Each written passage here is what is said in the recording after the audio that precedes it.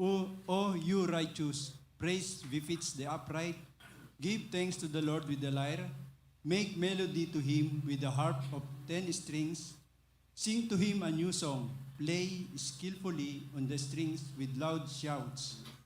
For the word of the Lord is upright, and all his work is done in faithfulness. His loves righteousness and justice. The earth is full of the steadfast love of the Lord. Manalangin po tayo. Panginoon po namin Diyos, salamat po sa araw na ito, sa umagang ito, Panginoon. Salamat sa kalakasan, Panginoon. Salamat sa panibagong araw na binigay niyo sa amin. Ito nga po, Panginoon, ang araw upang sambahin ka, upang pasalamatan ka, dahil napakabuti niyo po sa amin. Tapat at lagi po kayo sapat sa amin, sa biyaya, Panginoon. Kaya nga po, nagtitipon kami sa umagang ito upang dito po, Panginoon, sama-sama ka namin purihin, sambahin ka sa Espiritu at katotohanan. At bago nga po yung Panginoon, patawad po kung may nakita po kayong pagkakamali, pagkukulang, pagkakasala, Panginoon, upang sa gayon, wala pong maging hadlang sa aming pagsamba sa umagang ito. Purihin ka, Panginoon, sa pangalan po namin, Panginoong Hesus. Amen. Magandang umaga po sa inyong lahat, lalong-lalo na sa ating Panginoon. Good morning po. Batiin po natin ang bawat isa at lalo na yung mga kalalakihan ng tahanan. Happy Husband and Father's Day. Yan. Bigyan po natin na napakagandang ngiti ang bawat isa. Purihin ang Panginoon.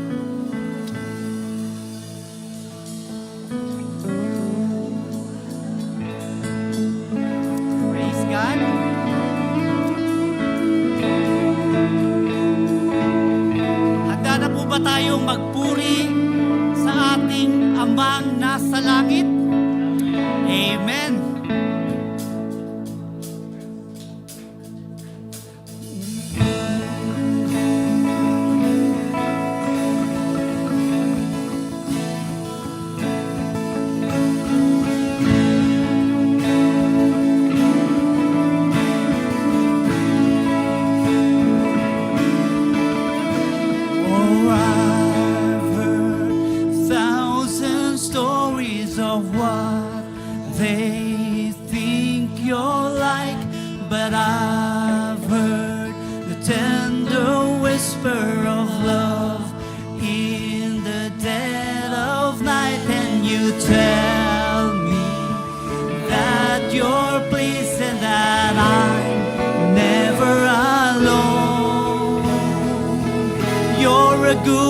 Good Father, it's who you are, it's who you are, it's who you are, and I'm loved by you.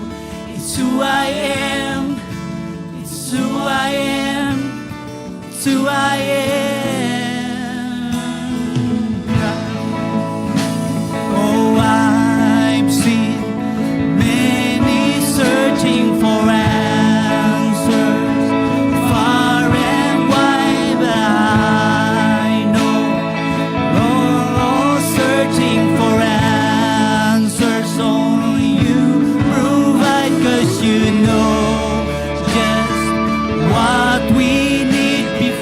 we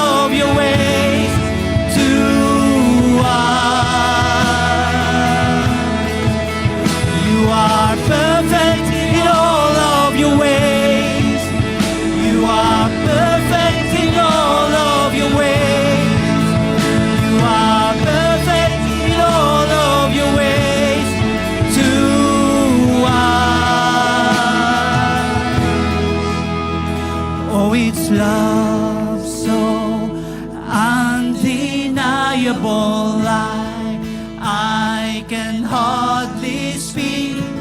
Peace so unexplainable. I can hardly speak as you call me.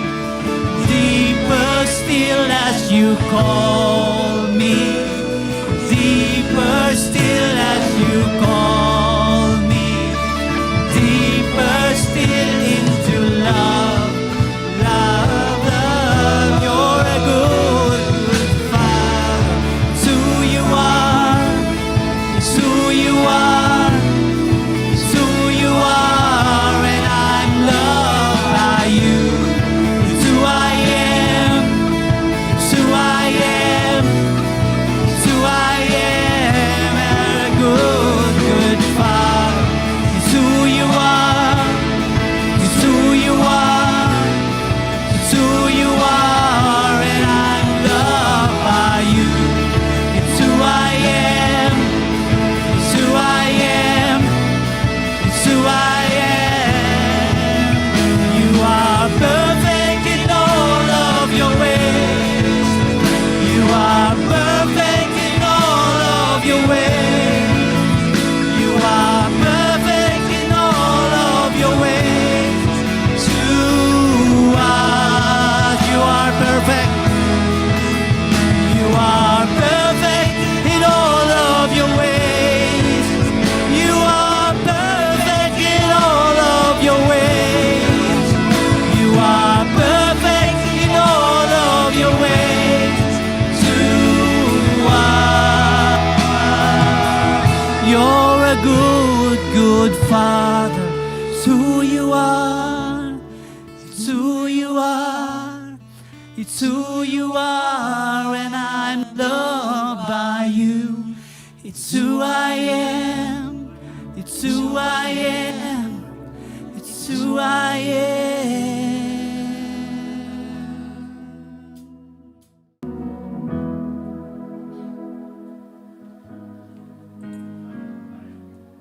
Let's pray. Lord, kagaya po nung inawit po namin, ang nais namin, Panginoon, yung laging masumpungan ka. Whether be it in our personal prayers and devotions, and more so, even right now, as we worship you. Lord, let us experience your presence in our midst even today. Tanggapin mo, aming Diyos, ang amin pong pagsamba. Yung inawit po namin sa inyo, pagkilala po namin sa inyo, aming Diyos, bilang aming Ama. Totoo nga po, you're a good, good Father. That's who you are. Sa kabutihan po ninyo, pinlano po ninyo yung pinakamabuti para sa amin na inyo pong mga anak. Sa kabutihan po ninyo, sabi nga po nung inawit namin, even before we speak, you already know kung ano yung sasabihin namin, kung anong kailangan namin. Lord, we're gathered here this morning, lifting our praises to you because you deserve to be praised, to be worshipped. That's who you are, Panginoon. And Lord, we thank you for your goodness. We thank you for your faithfulness. Sa pagsasama-sama namin ngayon, Panginoon, nakikita po ninyo ang kalagayan ng bawat isa. Lord, salamat sa mga katagumpayan. Salamat sa mga kagalakan. Salamat, Panginoon, sa lahat ng mga magandang ginagawa po niyo sa buhay namin, Panginoon. And Lord, maging dun po sa mga challenges na hinaharap po namin. Sa mga testings. Lord, we just put our trust in you, Panginoon, knowing that you are a good, good Father. Nariyan ka, umaalalay, gumagabay, nagbibigay. Panginoon, inaalala namin yung mga hindi po namin kasama ngayon na meron silang karamdaman. Lord, we pray. Touch them, O Lord, with your healing grace. For whatever reason, Panginoon, merong mga nanghihina, merong nadi-discourage. But Lord, we pray, minister to them, Panginoon. Minister in a way that only you can do, Panginoon. Yung hindi namin kaya pero kayang-kaya ninyo aming Diyos. Lord, anumang kondisyon meron kami ngayon, you will meet us. Katulad ng pangako po ninyo. Sa pagsabang ito, Panginoon, lahat alay po namin sa inyo. Lahat handog po namin sa inyong paanan. Lahat, Panginoon, binibigay namin sa inyo. Lord, tanggapin po ninyo ang mga handog po namin ito sa pagsambang ito, sa pagsamba namin ngayon. We give you all praises and glory sa pangalan ng Panginoong Jesus na aming Panginoon tagapagligtas. Amen. Makaupo na po tayo.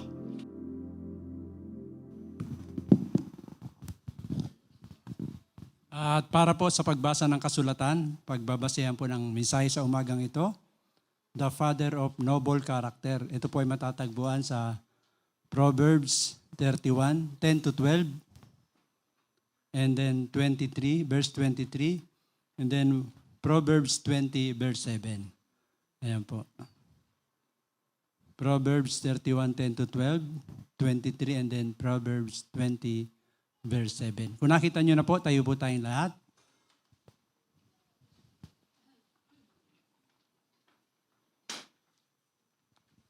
Tayaan nyo pong basahin ko sa inyong harapan habang sinusundan nyo po sa inyong mga hawak na Biblia. An excellent wife who can find, she is far more precious than jewels. The heart of her husband trusts in her, and he will have no lack of gain. She does him good and not harm all the days of her life. Verse 23, her husband is known in the gates when he sits among the elders of the land. And then chapter 20, verse 7, the righteous who walks in his integrity, blessed are his children after him. Pinagpala po ang kanyang salita. Makakaupo na po tayo. Handa na po kami makinig, Pastor Nest Flores.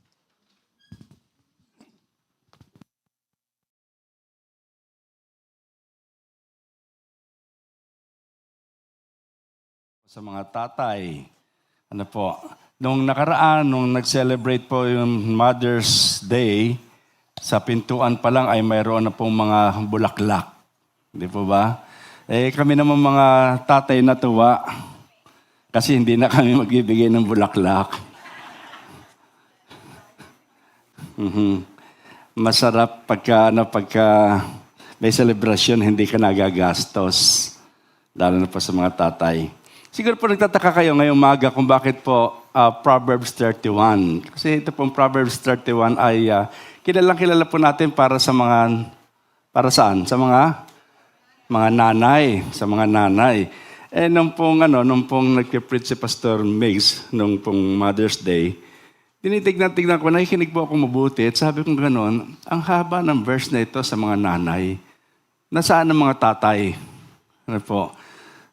So, I think I'm treading on a dangerous road dito po. Parang mahirap. Pero alam niyo po, dito po sa ating pong binasa, pag narinig po natin ng Proverbs 31, we often celebrate a noble wife. At yung pong naging title po ng pastor nakaraan na the wife of noble character. At narinig natin lagi, she is industrious, she is wise, compassionate, strong. Pero doon po sa bahaging yon sa chapter 31, mahaba po yung 1-31, tact, yung pong nakasiksik, parang isiningit lang eh.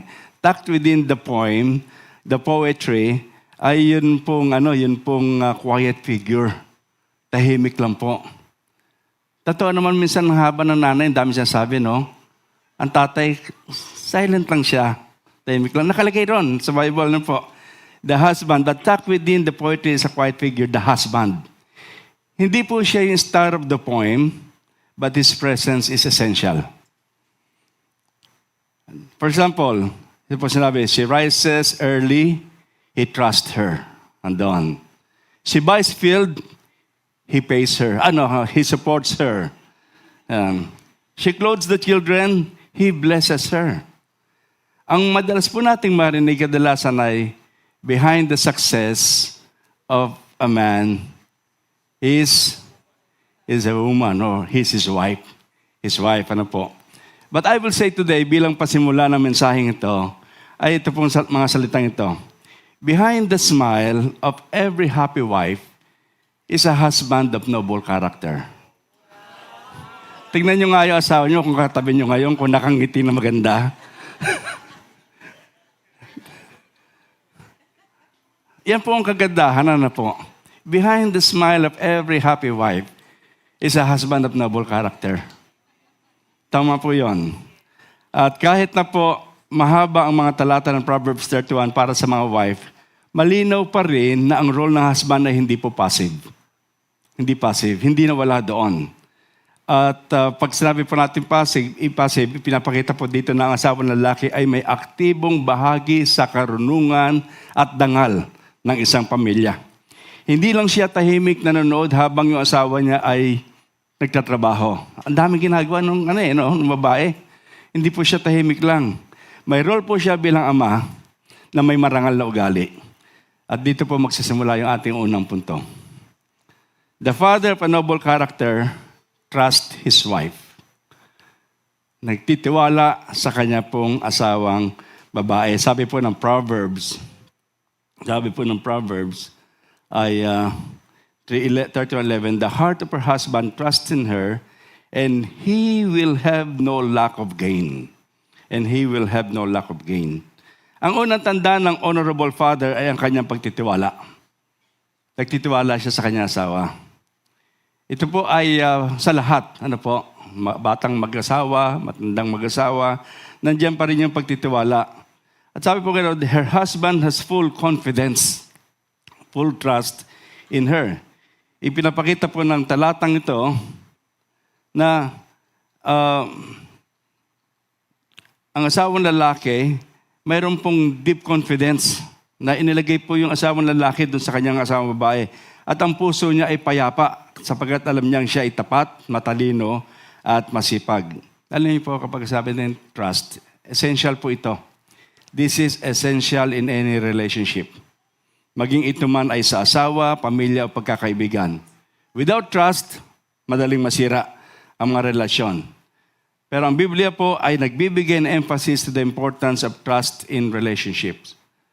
Lalo na po in the context of marriage. May tiwala ba kayo sa inyong mga asawa?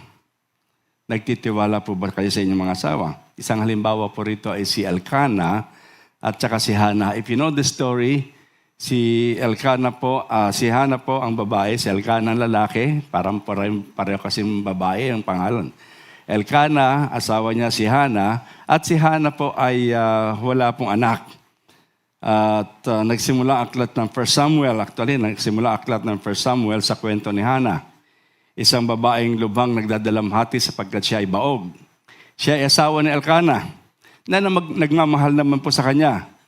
Pero may karibal po itong si Hannah. Ang karibal niya po ay si Penina. May asawa po si Elkanah, dalawa po sila. Huwag niyo po isipin na hanggang ngayon pwede po yan Sample lang po ito, sinasabi natin. Si Elkanah po lubos nagmamahal kay Hannah, pero si Penina, laging kinukutya si Hannah. Sabi, wala ka naman anak, bog ka Wala kang pakinabang. Sabi niya gano'n. At may isang panahon that Hannah prayed fervently at the temple. Nanalangin siya. At ang priest nung time na yun ay si Eli. Kanina maga kung nakikinig kayo sa DZS, si Pastor Migs ang speaker at ang kanyang topic ay tungkol kay Eli. Hindi ba ba? At ito po si Eli ngayon, yung pong priest at that time. May isang panahon po nanalangin si Hannah, akala ni Eli, lasing siya. Kasi nagsasalita si Hannah, bumubukas yung bibig, pero wala naman lumalabas na boses. Ang sabi nga sa kanya ni Eli, ano ba, Hannah, kailan ka ba titigil sa pag-inom mo? Sabi na Hannah, hindi po ako uminom, hindi nga ako tumikim. ng alak. Pero sabi niya gano'n kasi dumadalangin ako sa Diyos. Nabigyan niya ako ng anak.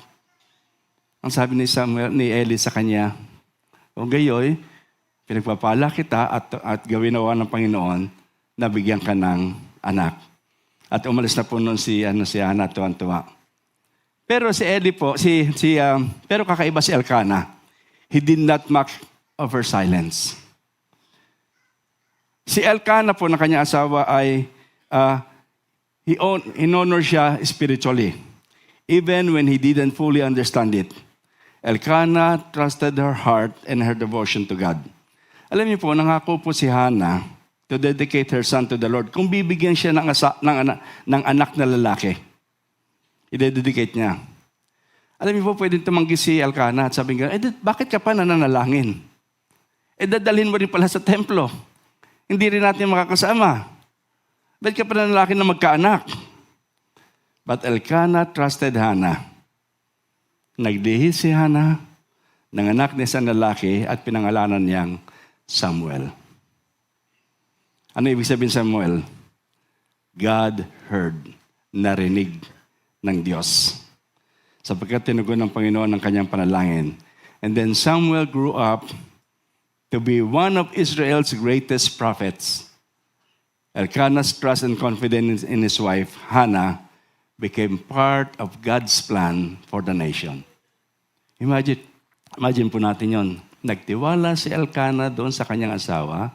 Kahit na sabi mo, i-dedicate mo yung anak mo, nagtitiwala ko sa gustong gawin ng Lord sa puso mo.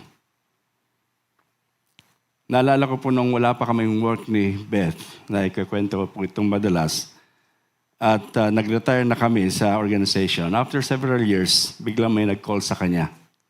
And my wife feels that God is calling her back to optometry. At mula po sa tawag ng sa kaibigan at tinanong niya ako, okay ba sa'yo? Actually, I can respond in two ways. Pwede ko sabihin sa kanya, I could discourage her. Sabi ko sa kanya, ano ba naman yan? Matanda ka na. Matanda talaga, no? Kasi kailan lang yan? Mga 5 years ago yun eh. Tanda ka na. Dito ka lang sa bahay. Wag mo nang intindihin yan. Magtulungan na lang tayo dito sa bahay. Or, like Elkanah, I could trust her calling at i-affirm ko yung kanyang ministry. Kaya sabi ko sa kanya, well, kung nakala mo na kalooban nito ni Lord, I will support you. Dito ako nagkamali. Sabi ko, I'll drive you going to the clinic. I'll help you with the house chores during your work and I'll pray for your new work. Yan po ang sinabi ko sa kanya. Alam niyo po, dahil doon, talaga naman pong pinagpala kami at yung work niya as optometrist became her ministry. Ang tiwala ay ang pundasyon kung saan itinatag ang lahat ng relasyon. Para po itong glue. Pagka nagtiwala ka, para itong glue na nag-uugnay sa mga tao, nagpapalago sa isang kapaligiran ng pagmamahal, may respeto at may katapatan. And we can strengthen our relationship and build a stronger, more loving family when we trust one another. Ano po ang resulta? Kapag nagtitiwala ka sa iyong asawa, sa iyong asawang babae, ang sabi pong ganon, and he will have no lack of gain. Ang sabi po ay, hindi ka kukulangin ng pakinabang. Aba, pagka ikaw pala nagtiwala sa asawa mo, sa gustong gawin ni Lord sa kanya, makikinabang ka pa. Actually, hindi lang ito. It doesn't mean just yung mag-gain ka means more than money.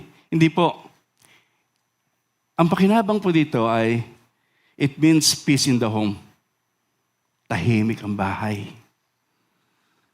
Pag pinagtiwalaan mo asawa mo, tahimik ang bahay.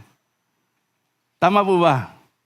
Parang tumahimik kayo, parang nagagalit sa inyo misis niyo pag nag-amen kayo Tahimik ang tahanan. Totoo po yun. It means peace in the home. It means joy in the marriage. Masaya ang pagsasama. Happy wife, happy life. Happy wife, happy life. It means strength for the children. Kanina po sabi ni Dr. Lila, napapalakas sila. Napapalakas sila dahil dun sa mga tatay. Actually, totoo po yun. Nadadamay ang mga anak natin sa sandaling mayroong pagtitiwalaan ng mag-asawa. Pero kapag magulo tayo sa bahay at lagi nakikita yung pag-aaway natin, magulo rin ang bata. Magulo rin. When a husband trusts his wife, he gains not only prosperity but the blessing of God upon his household. Tandaan po natin, trust is not control. Trust is not suspicion. Trust is confidence. Confident that God is at work in your spouse. Ikalawa po, the father of noble character is a blessing. The righteous man, Proverbs 27, the righteous man walks in his integrity. His children are blessed after him. Alam niyo po, yung katapatan lamang ng isang ama, blessing na po yun.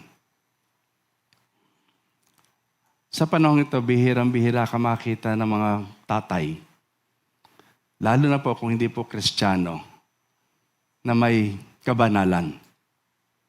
Ang hirap. A father righteousness is itself a blessing. Namamana ng kanyang mga anak ang karangalan, katatagan at lakas spiritual dahil sa kanyang matuwid na pamumuhay. Si Josh McDowell po nagsabi sa kanya aklat na Father Connection, sabi niya, tinawag niya po itong fatherhood is the most frightening job in the world. Yung pagiging tatay daw po ang siyang pinakanakakatakot na trabaho sa buong mundo. Kaya yung mga tatay diyan, mga asawa na hindi pa tatay, tignan niyan, frightening daw yan. Kaya handa tayo. Di ba? Nung unang, ito pong mga panahong to, ang mga mag-asawa, nung panahon namin pala, pag nag-asawa ka, dapat next year, may anak ka na. Ngayon, hindi na. Matagal na. Lalo na yung mga tatay, yung mga lolo, naghihintay. Ano ba? Kailan ba kayo kailan ba kami magkakaapo? Tumatanda na kami, hindi pa namin makita ang aming apo. Hindi ba? Ganun tayo.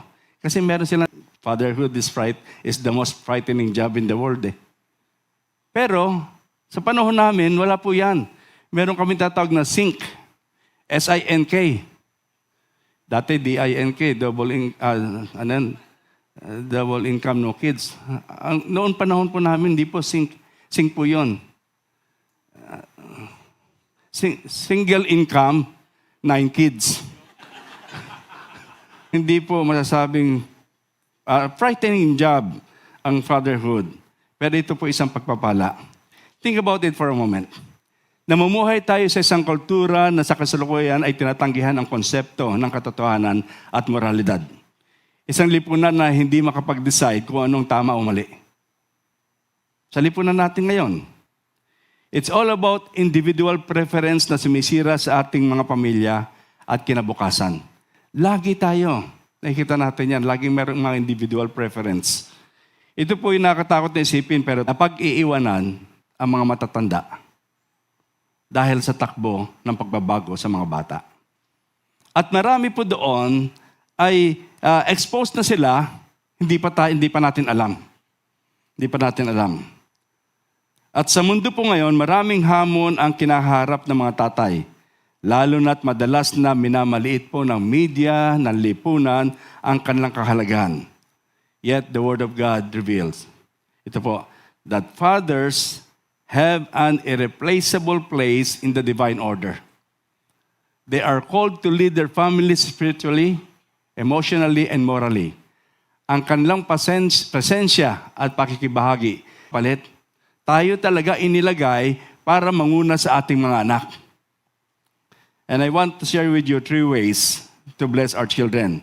Una-una, bless them with your passion for God. Mga tatay, pakita natin yung ating pagmamahal sa Diyos. Pakita natin.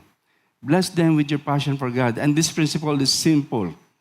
Mga tatay, kapag naisip ninyo ang tanong nito ay, mayroon bang pagnanasa ang ating anak na mahalin ng Diyos? Meron ba?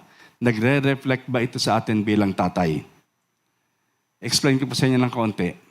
Alam niyo po sa aklat po ng Deuteronomy chapter 5, kabibigay lang po ng Diyos ng utos, Deuteronomy second law, Deuteronomos. Panibagong utos, inuulit na utos na ibinigay doon sa panahon na yon, sa Mount Horeb. At sabi po ganun sa Deuteronomy chapter 5 verse 2, "The Lord our God made a covenant with us in Horeb." Ito po, "Not with our fathers did the Lord make this covenant, but with us who are all here alive today." Sa kanila ng batas, eto, hindi na ito batas para doon sa mga tatay ninyo na hindi nagturo sa inyo. Nangamatay na sila. Ubos. At sabi nga ngayon, nang nandito kayo, itinuturo ko sa inyo ang mga batas na ito. And then, pagkatapos mo noon, sa chapter 6, nagbigay po siya ng karagdagang instruction doon sa mga tatay na naroon sa chapter 5. Nagbigay po ng karagdagang instruction ng Diyos. At sabi po ganun sa chapter 6, sabi po ganun, "Love the Lord your God with all your heart, with all your mind, with all your soul, and with all your strength." At ang lahat ng ito ay tuturo ninyo sa inyong mga anak. Sabi po ganun, iyong ituturo ng buong sikap sa iyong mga anak at iyong sasalitain tungkol sa kanila. Pagka iyong sasalitain tungkol sa kanila, pagka ikaw ay nakaupo sa bahay. Pag ikaw ay nakaupo sa bahay, sa tahanan, hindi sa church. Hindi mo, dahil katabi mo ang anak mo at maganda mensahe ng pastor na pagka tayo po ay nasa church, ang tinitignan po natin dito, "Lord, what do you want me to know? What do you want me to learn?" Ang mga anak ko nandito, turuan mo rin po. Pero hindi mo sila sisikuhin para sabihin, "Makinig ka. Para sa iyo yan." Pag nasa loob ng church. Ano kaya tayo pagka nasa ating tahanan? At pagka sabi mo ganon, at pagka ikaw ay lumakad sa daan, pagka namamasyal kayo, lumalakad kayo, mas modelo na po ngayon kapag nag-drive tayo. Habang nasa loob ng sasakyan ng ating mga anak, ano ang naririnig nila na pinag-uusapan natin? Ano ang nakikita nila kapag tayo ay na-overtaken? Ano ang nakikita nilang reaksyon sa atin kapag tayo ay nagagalit sa daan? Sabi pong ganon, pagka ikaw ay kapag ikaw ay nahihiga at pagka ikaw ay bumabangon. When you lie down, and when you rise up. Meron pong kanta yan eh. I must have Jesus in my heart. I must have Jesus in my heart, in my whole life. In my walking, in my talking, in my sleeping, in my waking, I must have Him in my life. Kailangan natin ng Diyos sa buhay natin, sa araw-araw. Pagka ikaw ay nasa bahay, kausap mo sila, nakaupo. Kapag ikaw ay nasa daan, pagka ikaw ay nahihiga, at pagka ikaw ay bumabangon. Ang Psalm 78, verse 5, chapter 78, verse 5 to 7, ang sabi pong ganon, He commanded our fathers to teach their children, that the next generation might know them, so that they should set their hope in God and not forget the works of God. Nakatingin sa atin, mga tatay, ang atin pong mga anak. Paano natin gagawin ito? Paano natin tuturo sa next generation? Araw-araw mo ba silang babasahan ng Bible? Araw-araw ba na ipupukpok sa kanilang salita ng Diyos? Meron pong mga nanay sa mga unang panahon, yung pages ng Biblia pinapakain sa anak para daw talagang maintindihan nila. Hindi po. It is how you live every day, how you deal with your problems and make decisions. Mga tatay, sa ganitong paraan natin pinapakita sa ating mga anak ang tamang pagsunod sa Diyos. Nakatingin, nakikinig sila sa atin habang ina-absorb nila lahat na naririnig, lahat na nakikita nila sa atin. They will listen to what you say, they'll watch the way you live, at kapag katugma ang ginagawa mo at sinasabi mo, na itatanim sa kanilang puso ang mga gawa ng Diyos. Doon lang nagkakaroon ng impact sa heart nila when you're lips and your life ay pareho. Tugma sila. Doon lang naitatanim salita ng Diyos. Someone has wisely said, sabi niya ganon, your children are the only possession you can take to heaven with you. Sila lang ang madadala natin sa langit. Kung maaari, isama na rin natin ang ating asawa. Ano to? Sama na rin natin. At maaari itong mangyari kung palalakihin natin ang ating mga anak na may paggalang, pagpapahalaga sa mga turo ng Diyos. Bless them with your passion for God. Please, mga tatay. Andito tayo sa church. Pag-uwi natin, bless them with your passion for God. Yun talaga alam nila, tatay ko, Kristiyano yan. Hindi lang nila sasabihin, tatay, your presence can never be overstated. Pagka ina-observehan ka natin ng inyong mga anak, it will determine the thought processes of their lives. At ang presence po dito, ibig sabihin, being there sa karaniwang takbo ng iyong buhay. Nandun sila sa karaniwang takbo ng inyong buhay. At sa iyong pag-upo, paglakad, paghiga, pagbangon, that daily presence is the channel. Nakikita nila yung pinapasok mo sa iyong isipan, ginagaya nila. Pero minsan sobra pa. So discipline your thought life. Isaalang-alang ang mga babasahin na pinapayagan mong pumasok sa iyong tahanan. Pati na rin ang pelikulang pinapanood mo. Ano ba ang pelikulang pinapanood natin? Anak mo, takpan mo mata mo, takpan mo mata mo. Tignan natin, maging maingat po tayo. Isaalang-alang natin yung mga bagay na yun. The very things you allow to come in will determine their... Kung mga anak ko, lagi naman tayo wala. Kaya nga naawa ako minsan doon sa mga OFW. Nakakaawa yun na walang tatay, wala roon. And it's good, meron na po tayong technology na nakikita-kita, lagi pong ganon. Pero iba pa rin po siyempre yung presence niya. Yung presence niya at emotionally attached siya sa kanyang anak. Dapat gano'n din po tayo. Tayo pa naman mga tatay, hindi tayo masyadong emotionally attached sa anak natin. Bakit nga ba? Bakit nga ba hindi tayo emotionally attached? Bakit laging sinanay lang? May problema ka? Punta ka sa nanay mo. Huwag mo akong guluhin. Emotionally attached tayo sa mga anak natin. Napuntahan natin, bugbugin natin yung maway sa'yo. Gano'n naman kagad ng tatay, di ba? Bilis mag-react. Pero kapag ka mga problema, minsan, nakikita natin, hindi po attached yung mga tatay sa kanilang mga anak. Tandaan po natin, huwag nating hayaan ang ibang tao ang gumanap bilang tagapagturo sa ating mga anak. Huwag itong ubaya sa mga kaibigan, sa social media, o sa cellphone. Ikaw ang tatay, at alam mo kung ano ang need ng iyong family. My house, my rule. My family, my role. Sa akin yan.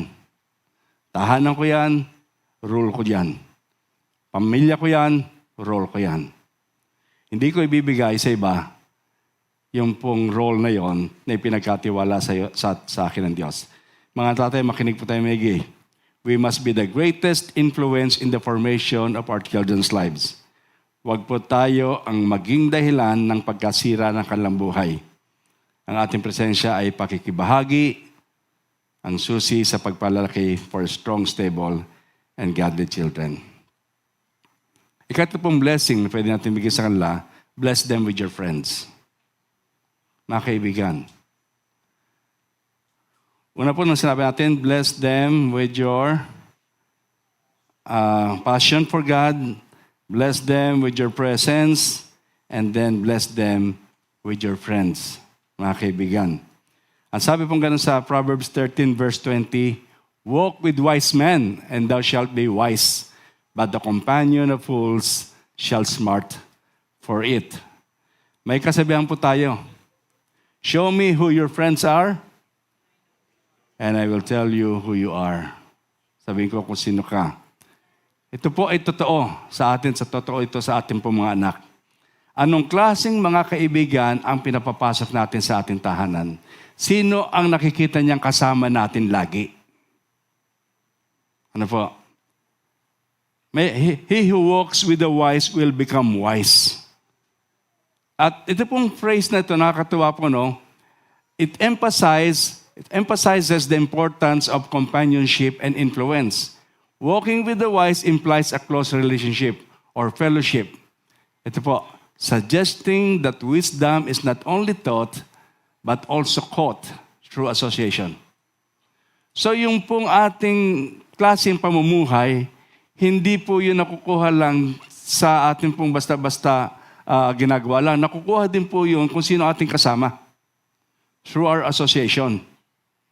So mahalaga na sino bang mga kasama natin?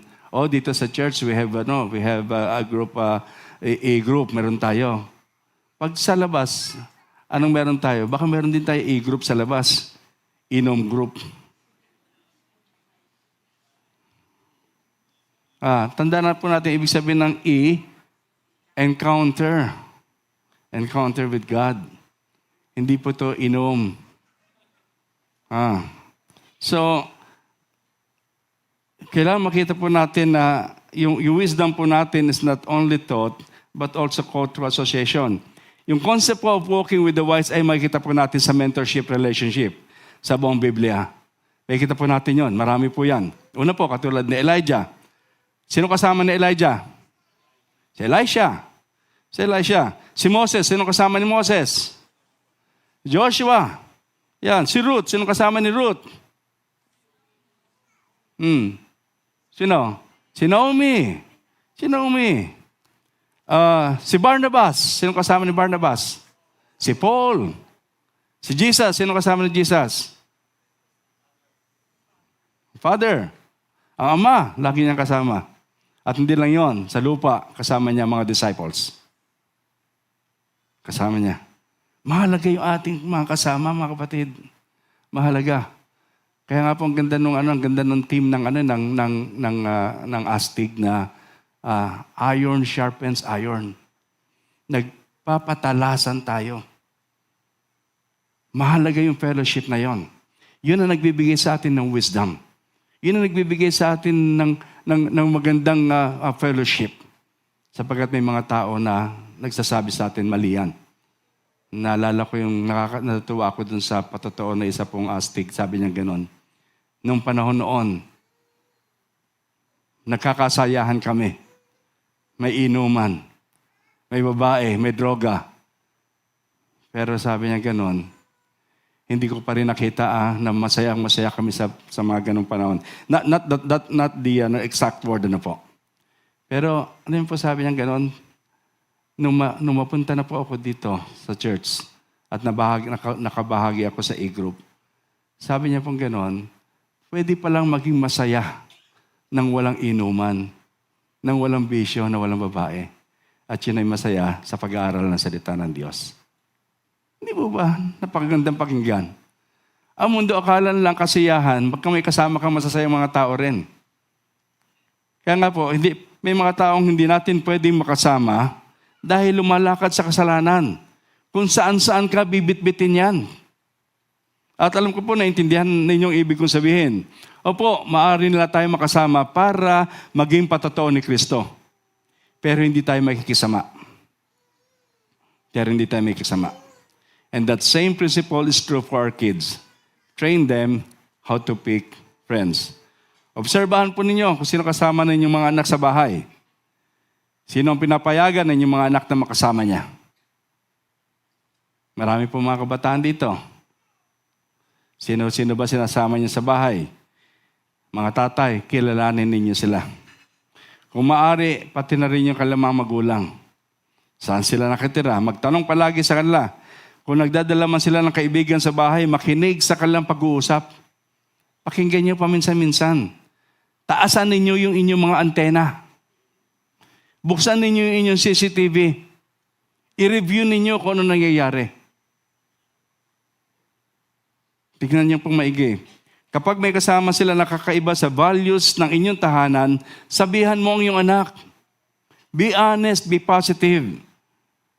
But intentional. Ipaalam sa kanila kung bakit hindi mo pinapayagan sila makihalubilo sa mga particular na bata.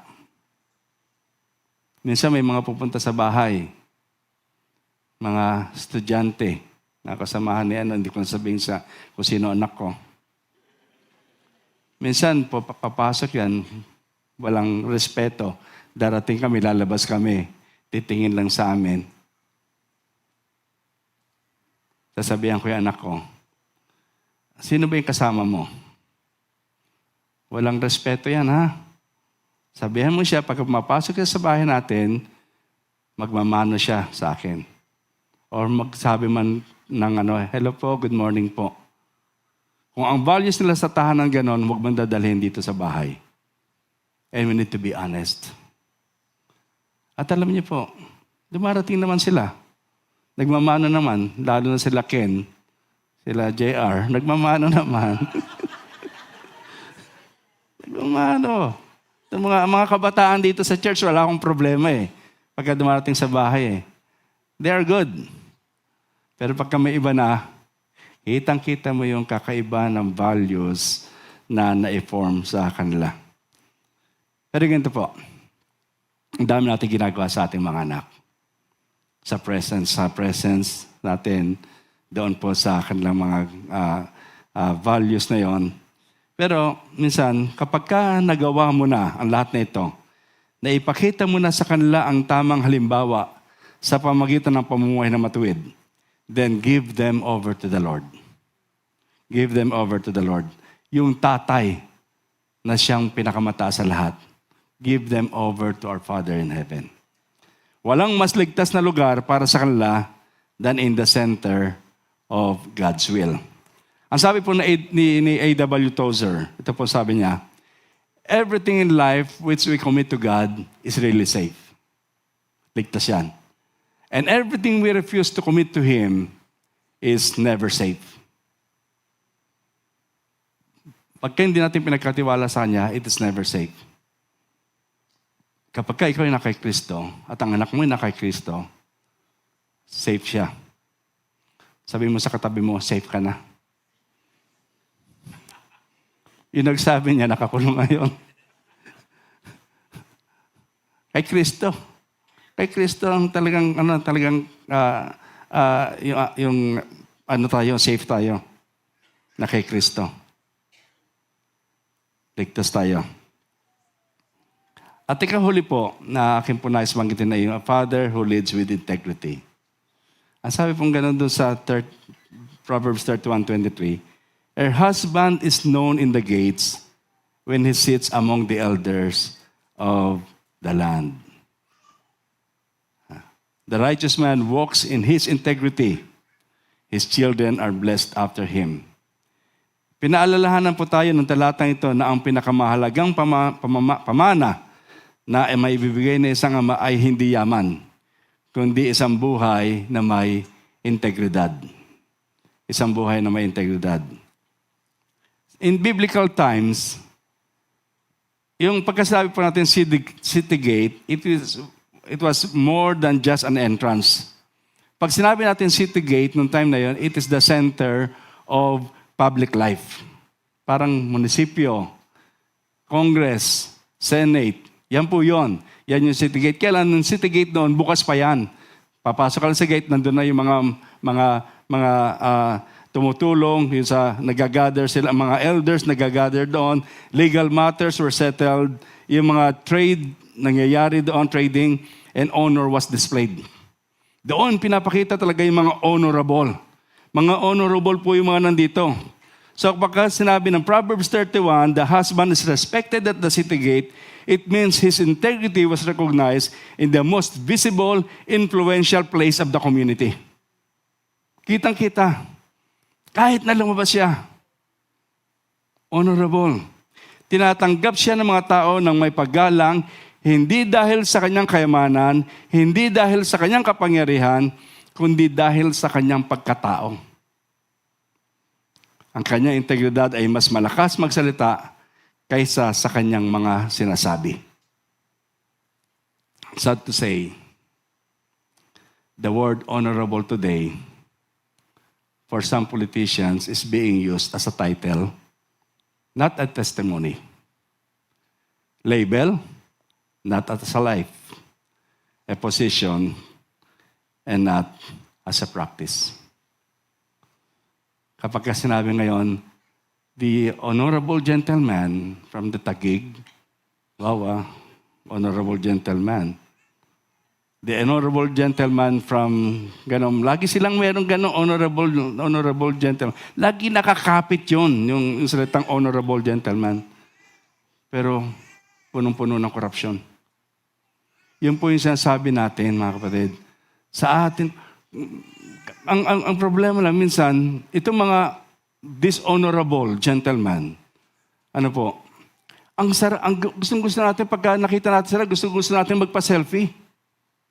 Tuwan-tuwa tayo na, ay, politician to, selfie po tayo. Mga kapatid, hindi naman sa pagyayabang. Kung maayos ang patotoo natin sa loob at labas ng ating tahanan, mas honorable ka sa kanila. Mas honorable ka. At mas magandang magpa-selfie sa e-group kaysa sa magandang tao. Dinaanan ko lang po ng konti yon, pero wala po akong binabanggit. Ano po? Ito po yung inilarawan ng Proverbs 31:23. Isang asawa na ang buhay at pamumuno ay may reputasyon na nakikita. Hindi lamang para sa kanyang sarili, kundi para sa kanyang buong sambahayan at sa kanyang Diyos na sinasampalatayanan. So may pamumuno, may reputasyon. Hindi lang reputasyon sa kanyang sarili, hindi niya iningatan yung kanyang apelyido, hindi niya iningatan yung kanyang pangalan. Pero sabi pong ganon, para sa kanyang buong sambahayan at para sa kanyang Diyos na sinasampalatayanan. Our integrity is not for ourselves. Our integrity is for our God. At ang Diyos lang nagbibigay sa atin ng integridad na yan. Tanda po natin, our greatest contribution to this life is not what you do in our country or in our church, but what you do in your own household. Baka naman bida-bida tayo sa labas. Baka naman bida-bida tayo sa church. Pero sa mismong bahay natin, bandido tayo. Nakakahiya po, mga kapatid. A husband's leadership is not first about authority, but about authenticity. Integrity means being the same man in the home, in the workplace, in the community, in the church. Hinuli ko po yung church. Hinuli ko po yung church. In the home, in the workplace, in the community, in the church. Bakit po? Tuwing Sunday lang kasi tayo nakikita. At madaling sabihin, ay sister, my brother, ang bait ni Lord. Pero baka paglabas natin, hindi yon ang ating sinasabi. Doon muna po sa tahanan, doon sa ating pinagtatrabahuhan, at doon sa ating kapitbahay. Church is the training ground. Outside is the proving ground. Ang church ay nagtuturo sa atin, tinetrain tayo, at ang magpapatunay that we are trained enough, ang proving ay ang community, ang ating tahanan. Your wife and children are watching, your community is watching, and most importantly, God is watching. Ang sarap sigurong marinig kung ang sasabihin natin pamilya ay, we are blessed because of the man of God who leads us. Ang sarap pong marinig yon. So when earthly fathers live with noble character, tatlong bagay po na binanggit natin, trusting, blessing, and leading with integrity. They reflect the active, faithful nature of God the Father. He is holy, righteous, and faithful in all His ways. Ang atin pong amang nasa langit. Nais ko pong basahin na isang contemporary piece na alam ko po minsan nakikita ko po yan yung prayer na Lord give us a better man. Give us better man. Hindi ko alam kung dito ko sa church nakita ko kaya sa office na isa po sa mga pastor na sinasabi nga Lord give us better men. At papalitan po natin yan ng fathers. Nalagyan po natin ng fathers. Lord give us better fathers. Pwede ko po bang hangyayan ng mga tatay? Will you please stand? At atin pong babasahin ito. Lahat po ng mga tatay, pwede po bang tumayo? At mga husband din po, mga husband. Mga asawa lalaki. Yan. Babasahin ko po ito as our prayer. And then meron pong bahagi dyan na babasahin po natin sabay-sabay. Okay po? Kasi mas maganda po na kung talagang titigyan natin, then isipin po natin maigi, ano ba nakalagay rito. Minsan kasi pagka binabasa natin ng diretso, parang we just want to finish the reading. Pero gusto ko pong basahin ito bilang ating dalangin sa mga tatay ngayon. Lord, give us better fathers. Not merely better speakers, better strategies, or better methods, but fathers who dwell with you in secret until their public lives carry the fragrance of Christ. Fathers who spend more time at your feet than before crowds. Fathers who are broken before they are bold. Fathers transformed daily by your word and conformed to the image of Christ. Raise fathers who love holiness more than applause.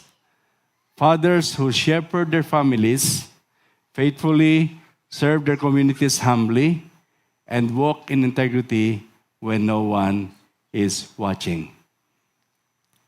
Sumunod. Raise fathers who carry the burden of the lost with tears and ceaseless intercession. Fathers who will not dilute the gospel to gain acceptance, but who preach the whole counsel of God with love, courage, and conviction. Sabay-sabay po natin sabihin po ito bilang dalangin. Begin. Lord, make us fathers whose lives agree with our sermons, fathers who fear God more than men, fathers who burn for your glory more than personal ambition. Amen. And this is our prayer in the mighty name of Jesus. Amen. Palakpakan po natin, Panginoon, sa buhay po ng ating mga tatay. God bless you. Makaupo po tayo.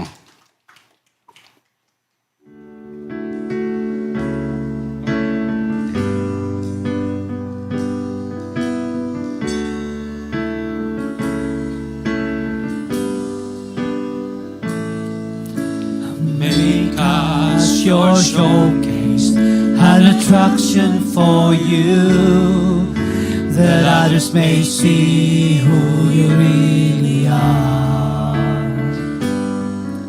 and what you can do. And once they know you, they will love and serve you. God, oh our God, bless the world through MCF as we gather to grow and scatter to sow. Your kingdom be established in our hearts and in our homes. God, yes, dear God, bless the world through us.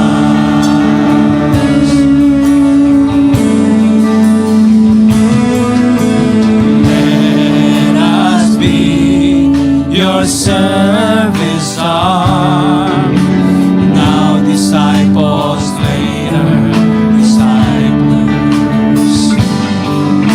for vanity living and abundant blessing, prudent difference, people